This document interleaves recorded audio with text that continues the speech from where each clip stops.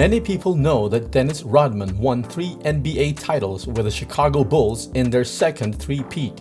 He played alongside Michael Jordan and Scottie Pippen from 1995 to 1998 until they were disbanded and Jordan retired for the second time. But little do people know that Rodman never spoke with MJ or Pippen during his time in the Chicago Bulls organization. They only talked inside the court. In an old interview, he was asked why he doesn't speak with his teammates. Dennis said that the more important thing was to go to the games, compete, do his job, and win. That was it. It wasn't his job to talk to people. But Dennis insists that they're cool with each other now and he misses them sometimes, especially now that they're more mature. But he readily did admit that they didn't have any personal conversation during the times that they were teammates. Not one conversation in 3 years? But since it's Rodman saying this, it is possible that he really is telling the truth, that they didn't interact with each other outside of the court. Pippen and Jordan did not discredit this statement before, so it is very plausible that Dennis is telling the truth. It is very hard to believe how they won those 3 championships without speaking to each other. We all know from history and past documentaries that Dennis Rodman was such a colorful character. He had this crazy party boy vibe going on. Yet he also had this badass basketball player persona. We know these stories like the time Dennis Rodman and his ex-wife Carmen Electra had sex all over the Chicago Bulls practice facility. Or Dennis Rodman is friends with North Korea's Kim Jong-un. He also dated pop icon Madonna. That and a lot of shenanigans. His hair color would be the least crazy in his list of antics. That Chicago Bulls team was something else. In the past episode, we talked about Steve Kerr's unbelievable story. Who do you want to talk about next? The Euro sensation Tony Kukoc? Anyway, sorry I got lost for a bit there, so forget about those stories for a while and let's focus on Dennis Rodman, the basketball player. Dennis played in Detroit. He was part of the bad boy Pistons era during the late 80s and 90s. They were notoriously known for being defensively brutal against players who drove in the paint. Hence the Jordan Rules defensive strategy was born. They did that to every player, but they focused more on Michael Jordan, Scottie Pippen, and the Chicago Bulls simply because the young Bulls in the late 80s was a threat to the Pistons' Eastern Conference dominance. Obviously, Rodman wasn't afraid to play hard and he is the type of player you'd want on your team. Dennis would do whatever it took to win the game. If it meant shoving an opponent or getting extremely physical, he would do it. Watch this clip as Scottie Pippen already blows by his defender, but Dennis Rodman wouldn't let him score easily. Dennis also added the unnecessary push.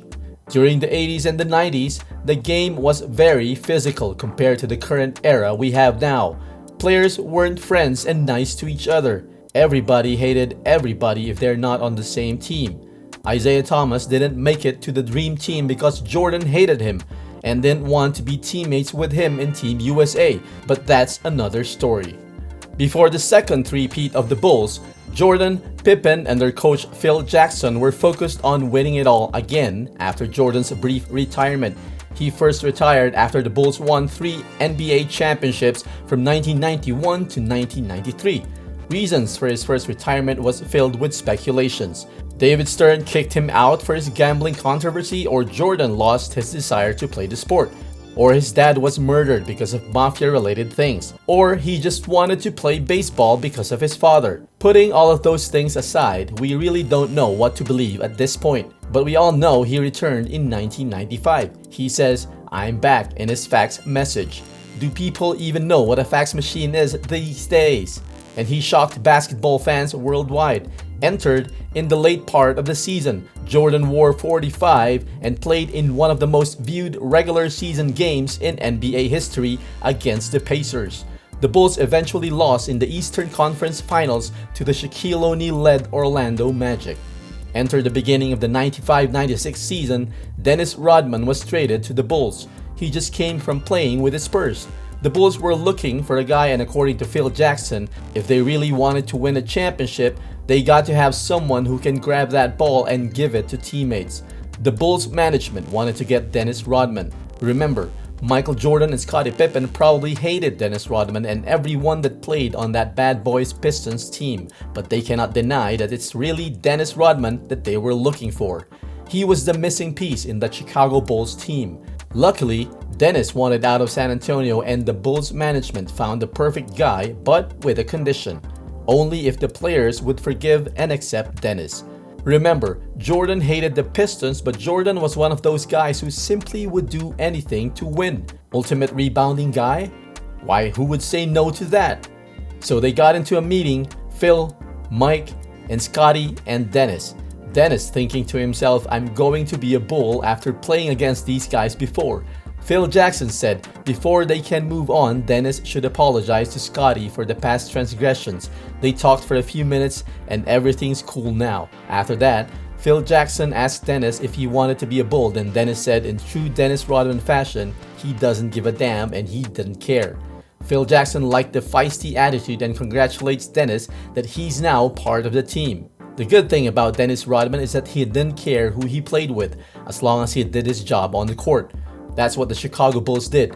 Just let Dennis do his thing. They let him do what he's good at, and that's it. The team ain't bothering Dennis at all. That was the dynamics between him, Jordan, and Pippen. They never talked to Dennis because he simply didn't want to talk. Dennis just wanted to party and play basketball and live his life. They let him be because he was producing on the court. Just a job. Jordan, Pippen, and Phil was fine with it. Dennis did what he was told to do. Don't disrupt the offense. Rebound, play defense, and do the dirty work. Dennis Rodman did all that. Rebound, defend, steal, block, antagonize. He guarded the best opposing big man and almost always wins the matchup. After the game, he'd disappear and go wild and party. Teammates would see him again until the next game or practice, and that was his routine until the Bulls got the 72-10 record in his first season with them. And then they went on to win 3 straight championships from 96 to 98. Teammates not talking to each other is unheard of these days. In the 90s, it was a lot different. Now with hyper-connectivity, players have phones and high-speed internet and the technology that keeps everyone communicating with each other, especially teammates. But this is Dennis Rodman we're talking about here. He was really different, a larger-than-life personality. Steve Kerr even said for 3 years, even if they rarely communicated, Michael had this sort of quiet respect for Dennis. Michael respected Dennis for the way he competed and rebounded, and Mike knew how important Dennis was to the team and left Dennis alone to do his thing. Michael Jordan and Scottie Pippen might have really hated Dennis Rodman before he became a Chicago Bull. But when he became their teammate, they all had respect for one another and it didn't matter as long as they were winning. Now, I kinda believe this story because there are trophies to prove it and recent documentaries have been coming out to show this. And technology-wise, it seems a very plausible story. Also, when you think about it, the 1995 version of Jordan knew that without Dennis Rodman, he would not have an extra 3 rings to add to his collection. The NBA had really great power forwards and centers playing at that time. Olajuwon, Ewing, Malone, Robinson, Shaq, among others. Think of all the times that Dennis Rodman would annoy Karl Malone in the NBA Finals. The Jazz were really a strong team in the West and could have won the finals if there was no Dennis Rodman. Dennis would sacrifice his body to win a game, things you rarely see now. Dennis is the type of player you root for when he is part of your team, but absolutely hate when he's not. The Utah Jazz and the Chicago Bulls had some very tight games and Jordan would hit a clutch shot, but without the worm on that Bulls team, those 2 final series could have been a toss-up and John Stockton and Karl Malone probably wouldn't have retired ringless. Too bad all things come to an end and a lot of what could have beens and questions have sprouted years later after that great Bulls dynasty. What if the Bulls kept it together after 1998? What could have possibly been? The off-court relationship between Michael, Scottie, and Dennis might have been a cold and distant one, but it is a great example of being professional. You don't have to be best friends as long as you have the same goal in your head: winning. Best of all, championships. When it comes to actual work on the court, better be ready to give it your all and stand for your teammate whatever the cost. In Mike and Scottie's minds, it might have been party all you want, but the next time we see you, you better grab me 20 rebounds, and that was their relationship. And it worked.